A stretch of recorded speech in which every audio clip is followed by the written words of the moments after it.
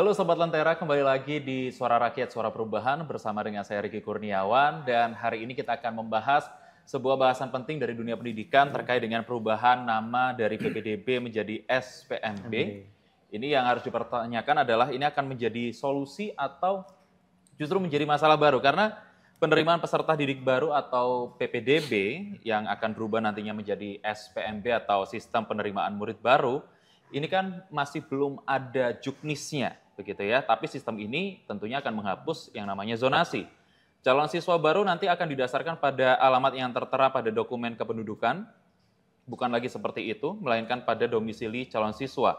Dan akan ada nantinya aplikasi yang memastikan domisili secara akurat. Lantas bagaimana Komisi D DPRD Kota Surabaya melihat perubahan ini dalam dunia pendidikan, menguntungkan atau justru akan menambah masalah baru bagi para calon siswa? Sudah bersama dengan saya, Ketua Komisi D DPRD Kota Surabaya, Dr. Akmal Rawita Kadir. Halo, Dokter. Halo, Mas Riki. Assalamualaikum. Salam. Hari ini kita akan membahas mengenai dunia pendidikan, Dokter. Iya. Yang sekarang menjadi problem atau mungkin perbincangan di masyarakat tentang Menterinya kan baru. Menterinya baru, begitu. Jadi harus baru. Selalu ada yang baru. Dokter, ini sebenarnya inovasi atau justru hanya perubahan nama aja dari PPDB menjadi SPMB? Ya, sebenarnya kita tunggu sih peraturan menterinya ya. Tapi kalau dari arahnya, rancangan peraturan menterinya kita sama-sama lihat kelihatannya sih stuck ya. Stuck yang saya maksud itu tidak ada perubahan. Jadi ya berubah cuma namanya saja. Terus persentase kuota itu aja. Ya itu aja berubahnya. Jadi nanti ujung-ujungnya masalah yang di inovasinya tidak ada, tapi masalahnya tetap gitu. Jadi karena perubahannya hanya nama saja, terus tidak ada penyelesaian masalah yang akar masalahnya yang diperbaiki, sehingga ya jadinya itu, Mas Riki. Jadi tidak ada perubahan yang berarti. Jadi nanti setelah SPMB besok, kalau memang ini yang dijalankan, ya nanti masalah yang dulu-dulu juga akan tetap muncul. Akan tetap timbul begitu, Dokter? Akan tetap timbul. Tapi Dokter Akmal tadi mengatakan bahwa ada perubahan kuota begitu ya pada sekolah-sekolah negeri tentunya. Nah, perubahan kuota ini akan membuat sebagaimana perubahannya, Dokter? Kalau jalurnya kan sama tuh, cuma nama. Jadi jalur domisili dari zonasi ke domisili. Dari zonasi ke domisili. Terus kemudian kalau afirmasi dan prestasi sama jalurnya. Kemudian ada kan 4 jalur tuh. Nah, yang berubah lagi jalur perpindahan orang tua jadi jalur mutasi. Nah, itu presentasinya agak sedikit beda, tapi bedanya juga paling berubahnya 5%, ada yang turun 10%, ada yang naik 10%. Itu aja yang dikutak-atik dan presentasinya juga tidak signifikan. Nah, itu yang menyebabkan nanti jatuhnya ya tidak jauh berbeda dengan PPDB gitu. Berarti akan hadir kembali masalah-masalah klasik terkait dengan penerimaan siswa baru, meskipun dari PPDB menjadi SPMB, begitu, Dokter? Karena SPMB ini karena dia mengadop dari sistem PPDB, jadi saya pikir ya mengadop ya, cuma berubah presentasi kuota-kuotanya aja, jadi akan menyebabkan tidak memberikan penyelesaian masalah pada akarnya, Mas Riki. Akarnya itu sebenarnya apa? Akarnya itu ya masalah kan muncul jadi orang wali murid tidak mendapatkan akses pendidikan di sekolah negeri yang gratis, yang dekat. Nah, akhirnya karena jumlah SMP negeri terbatas, SMP ya, kalau SD masih lumayan cukup ya. Nah, SMP terbatas sehingga mereka lari ke swasta yang berbayar. Itu aja masalahnya. Nah, akhirnya mereka berusaha berebutan, bahkan sampai ada yang pindah kakak, terus pindah domisili, kemudian supaya mendapat sekolah gratis yang dekat. Gitu. Nah, karena berebutan itu sehingga segala cara dihalalkan. Nah, itulah jadi karena akarnya tidak di sistem SPMB ini tidak diperbaiki, akhirnya ya nanti ya jatuhnya seperti yang dulu-dulu juga tuh, Mas Riki. Ya, karena kemarin saya juga membaca pemberitaan yang ada bahwa SPMB ini laksanakan sebenarnya gunanya untuk meminimalisir manipulasi data yang sebelum-sebelumnya pernah dilakukan oleh banyak sekali wali murid, begitu dokter. Tapi sebenarnya kalau dari implementasi SPMB sendiri ke depan, poin-poin apa yang mungkin menjadi perhatian sangat penting bagi teman-teman di Komisi D DPRD Kota Surabaya, dokter? Iya. Jadi poin yang penting untuk di Surabaya ini adalah Surabaya ini kan punya potensi anggaran yang besar. Ya. Surabaya ini mampu menjanjikan, jadi Pak Wali kemarin menjanjikan mampu menyediakan uang 1 triliun untuk makan bergizi gratis. Ya. Walaupun juknisnya itu juga belum keluar ya. Nah, karena dia mampu itu, dia pasti kalau memberikan sekolah gratis untuk negeri dan SMP negeri dan swasta, itu pasti mampu juga lah karena tidak sampai 1 T anggarannya. Ya. Jadi potensi ini yang menjadi poin penting buat kami di Komisi D untuk supaya ada anggaran di situ sehingga menyebabkan walaupun SMP negeri terbatas, tetapi nanti warga-warga kota yang membutuhkan, yang tidak bisa masuk SMP negeri yang direbutin tuh, itu dia bisa masuk ke sekolah SMP swasta. Ya. Kalau SD karena sudah cukup, karena jumlah SD negeri itu cukup banyak, sudah 200 lebih ya. 230-an. Nah, ini berdasarkan analis data karena SMP negeri di Kota Surabaya hanya 63, sehingga yang lulusan SD sini kan tidak tertampung. Betul.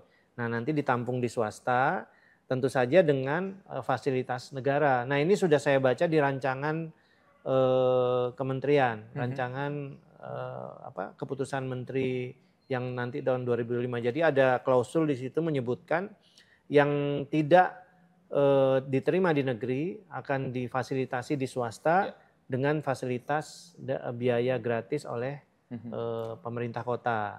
Bagi ada lagi di belakangnya bagi pemerintah kota yang mampu.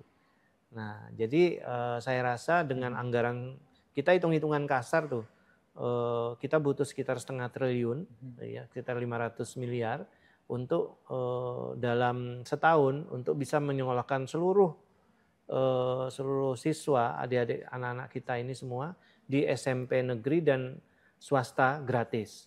Nah, ini kalau ini terjadi, wah, poinnya itu kita acungin jempol bahwa Kota Surabaya mampu melaksanakan Undang-Undang Dasar 1945, Amanah 45, UUD 45 ini pasal 31. Karena sekolah yang wajib dibiayai oleh pemerintah adalah sekolah dasar, yaitu sekolah dasar ini adalah SMP dan SD. Betul sekali. Itu. Nah, nanti kita akan membahas juga terkait dengan persiapan dari SPMB sendiri, dokter. Oke. Dan untuk Sobat Lentera, jangan kemana-mana, tetaplah bersama kami di Suara Rakyat, Suara Perubahan.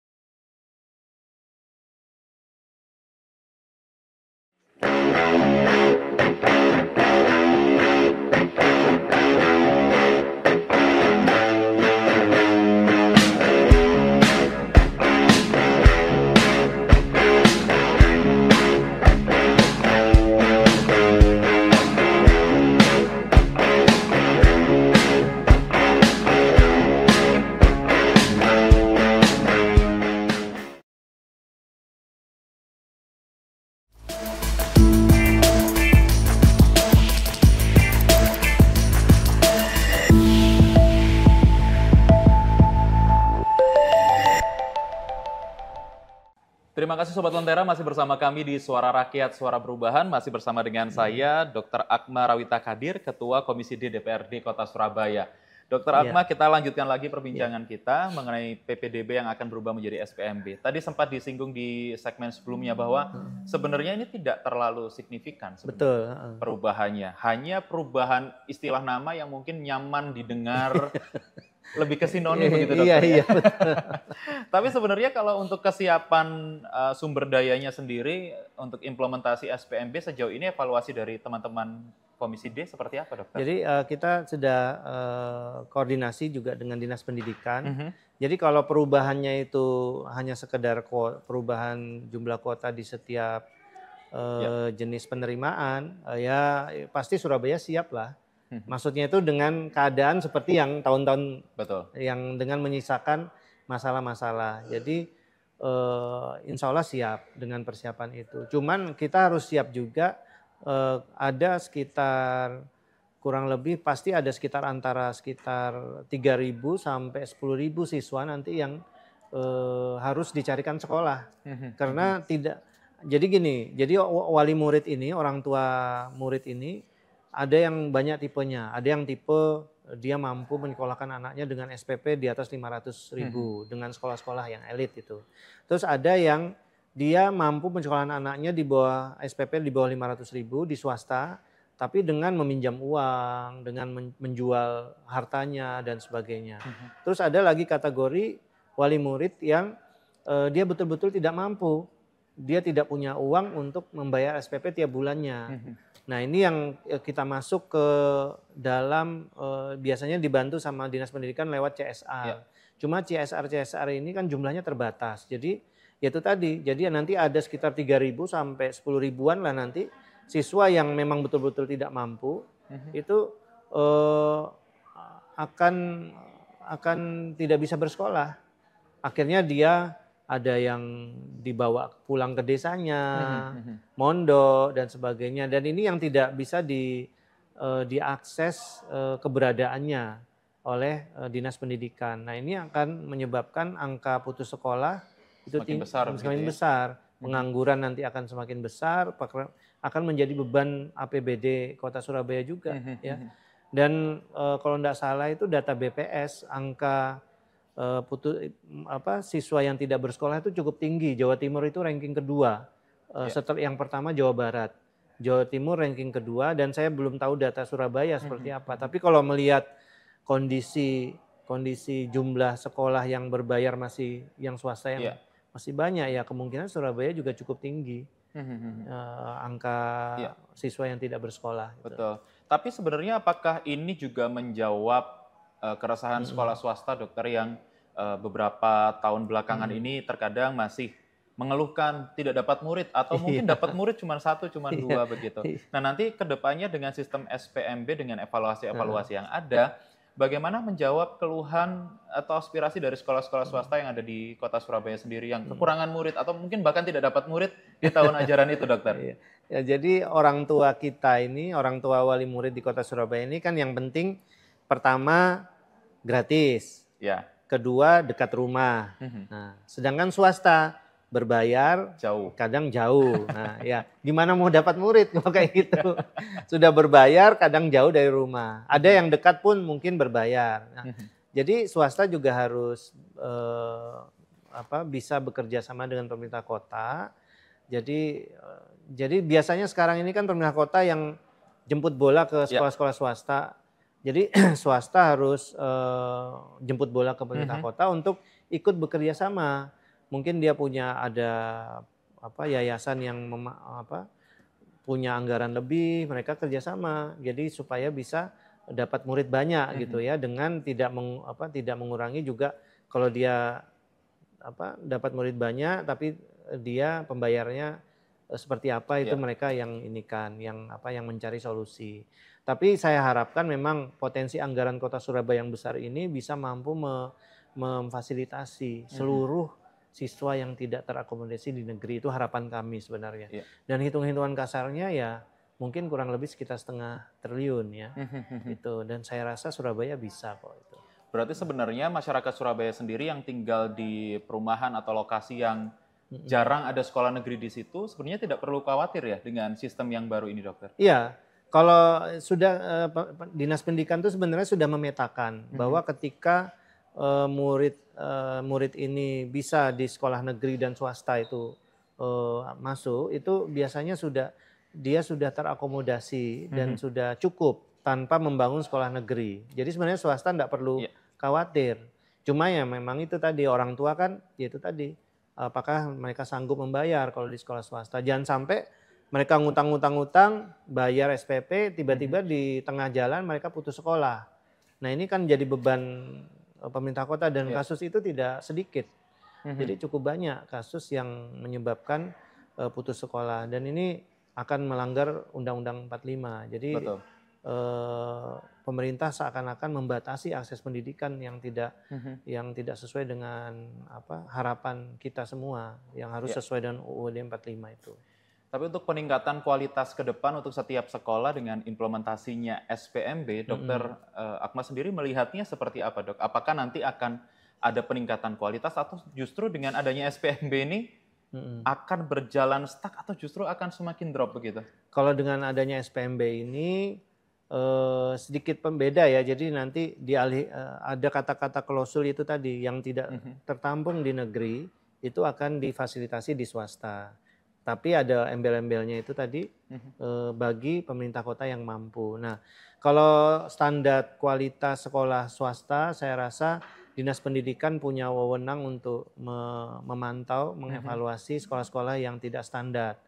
Dan selama ini kami melihat sudah ada peningkatan sekolah-sekolah swasta dengan adanya bantuan operasional ya Bobda, itu sekolah swasta ini bisa terus berkembang ya. Dan kami berpesan juga kepada sekolah swasta jangan mikir profit terus gitu ya.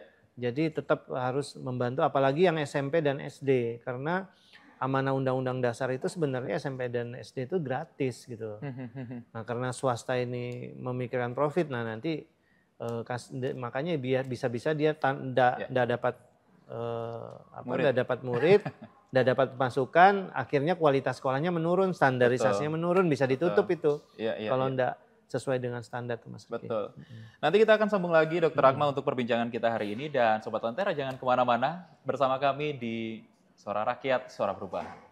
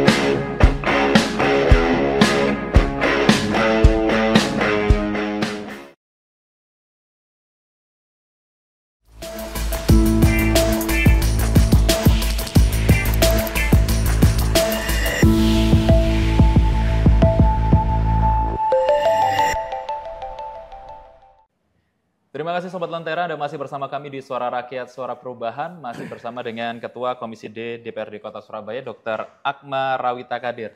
Dokter, di segmen yang terakhir ini kita akan membahas mengenai keluhan atau mungkin aspirasi warga terkait dengan kuota di beberapa tahun ke belakang, waktu sistem PPDB, begitu ada yang banyak mengeluhkan zonasinya terlalu banyak sehingga di jalur prestasinya kurang. Gitu. Nah itu bagaimana dokter di SPMB ke depan ini untuk kuota-kuota yang diharapkan oleh masyarakat itu akan meningkatkah atau mungkin akan diperjuangkan untuk ditambah begitu dokter? Jadi untuk yang SPMB besok perubahan di zonasi itu dikurangi.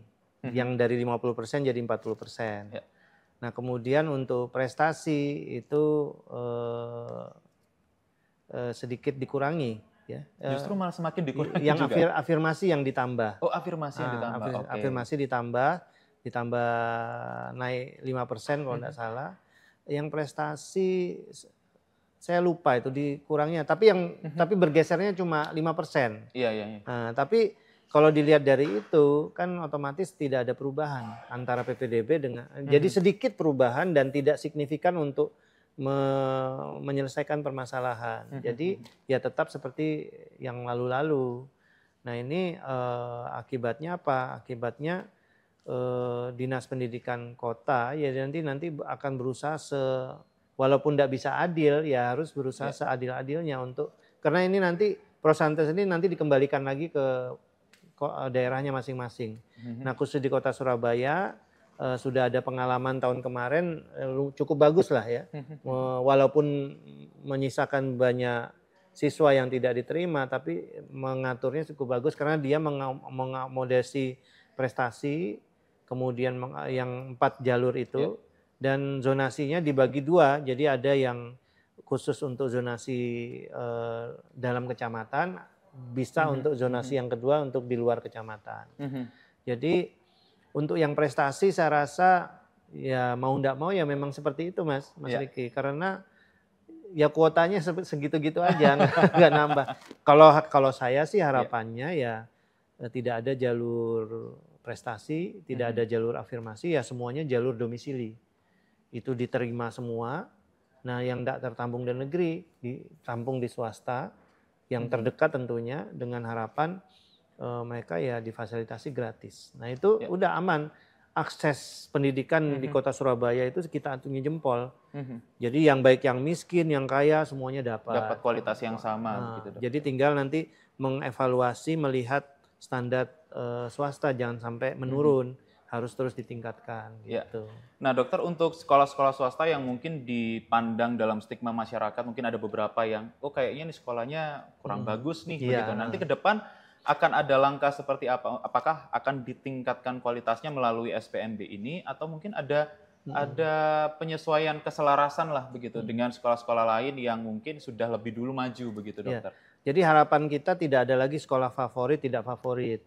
Jadi sekolah yang standar ya. Jadi standar minimal itu ya gurunya dari fasilitas SDM dan sarana prasarana. Jadi nanti sekolah-sekolah swasta yang nanti di garis standar dasar itu kita akan upayakan dari Dinas Pendidikan Kota itu untuk terus memacu mereka supaya memperhatikan standar minimal standarnya sehingga mereka optimal.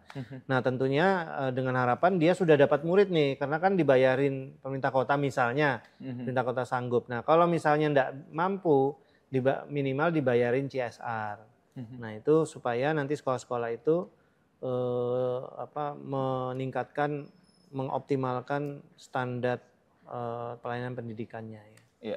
Standar pembelajaran. Dan dari teman-teman Komisi D DPRD Kota Surabaya sendiri mungkin ada target atau indikator kinerja begitu ya dokter ya untuk implementasi SPMB ini. Mengingat SPMB ini meskipun dokter tadi bilang ini kayaknya hanya berubah nama aja gitu. Tapi ini tetap sebuah kebijakan baru. Gitu. Indikator kinerjanya dan target yang ingin diharapkan dari teman-teman Komisi D DPRD Kota Surabaya untuk SPMB ini seperti apa nantinya dokter? Jadi indikator kinerja keberhasilan SPMB ini sebenarnya adalah kita lihat dari laporan warga. Jadi kekecewaan warga Kota Surabaya apakah banyak apakah enggak. Jadi kalau kita lihat besok apakah banyak yang kecewa apa enggak ya. Ya. Jadi yang salah satu indikator yang tidak berhasil SPMB ini adalah ketika ada orang yang domisilinya dekat dengan sekolah tersebut dan dia ber-KTP Surabaya, domisilinya jelas di situ, tetapi misalnya 100 meter nih atau 50 meter, tetapi tidak diterima di sekolah tersebut. Nah itu kan sudah indikator yang kurang bagus. Jadi ada apa di situ? Kenapa kok 50 meter? Apakah di jarak antara 0 sampai 5 meter tuh ada lagi orang dengan kuota? Kalau satu sekolah kan rata-rata nerima sekitar 200 tuh. Betul. 200 siswa. Apakah di situ banyak di situ? Nah, itu kan tanda tanya. Jadi indikator-indikator seperti itu, proses transparansi itu harus diperhatikan oleh Dinas Pendidikan. Jangan sampai tidak transparan, terus ada yang kayak dulu main kucing-kucingan, Betul. kakak palsu, Manipulasi manipulasi gitu data, apalagi jangan sampai orang Dinas Pendidikan ikut bermain di dalamnya. Betul. Jadi kami sangat keras di situ. Jadi apabila ada hal seperti itu akan kita usulkan ke pemerintah, ke Pak Wali Kota untuk diberikan sanksi yang sebesar-besarnya sehingga tidak terjadi terulang lagi. Karena ini kan hak pendidikan adalah hak warga negara, hak warga kita semua, Kota Surabaya. Dr. Amam, mungkin ada yang mau disampaikan kepada pemerintah Kota Surabaya, kepada Dinas Pendidikan dan institusi terkait lainnya, dan warga mungkin dalam implementasi SPMB ke depan akan seperti apa? Monggo, Dokter. Jadi untuk warga Kota Surabaya, jadi kami berpesan kita tetap harus optimis ya, walaupun PPDB ke SPMB ini tidak merubah secara besar ya, ada perubahan-perubahan walaupun itu hanya perubahan nama saja dan jumlah kuota, tapi kita tetap harus optimis bahwa Dinas Pendidikan dan Kota Surabaya dan warga Kota Surabaya ini harus menyambut baik ya. Kami dari DPRD akan memantau secara serius proses seleksi penerimaan mahasiswa baru nanti sehingga betul-betul transparan dan betul-betul berkeadilan. Walaupun memang mau cari keadilan semuanya itu tidak mudah. Dan ini akan kami terus mencarikan solusi bagaimana supaya khususnya warga Kota Surabaya yang tidak mampu ini yang akan dapat akses pendidikan yang sesuai dan layak dengan dan sama dengan teman-temannya yang sudah diterima di negeri. Dan kemudian untuk Dinas Pendidikan atau pemerintah Kota Surabaya betul-betul harus melaksanakan ini secara transparan dan secara adil, walaupun memang sistemnya memang masih mirip-mirip seperti yang tahun-tahun kemarin. Dan kami tetap harus terus berusaha agar supaya pemerintah Kota Surabaya ini dapat mampu memfasilitasi seluruh siswa-siswa warga Kota Surabaya yang ingin bersekolah. Sehingga tidak ada lagi nanti warga Kota Surabaya yang tidak bersekolah maupun putus sekolah. Tentu kita berharap bahwa perubahan ini tidak hanya sekedar perubahan minor, perubahan nama begitu Dokter tapi bisa membawa kemajuan bagi dunia pendidikan khususnya di Kota Surabaya. Dr. Akmal Rawita Kadir, Ketua Komisi DPRD Kota Surabaya, terima kasih banyak atas waktunya Dokter. Dan untuk Sobat Lentera, terima kasih Anda sudah menyaksikan Suara Rakyat, Suara Perubahan. Sampai jumpa di episode berikutnya. Saya Riki Kurniawan pamit undur diri. Sampai jumpa.